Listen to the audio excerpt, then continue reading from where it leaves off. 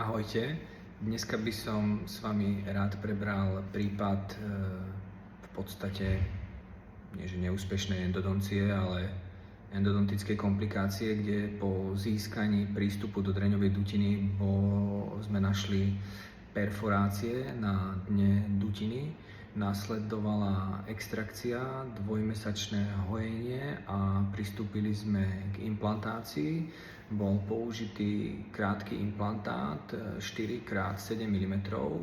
Podľa toho snímku by som povedal, že dnes už by som použil hrubší, 5 trebárs alebo 5,5. A špecifikum tohto prípadu bolo, že sme používali oseodenzifikačné vrtáky na uzavretý sinus lift.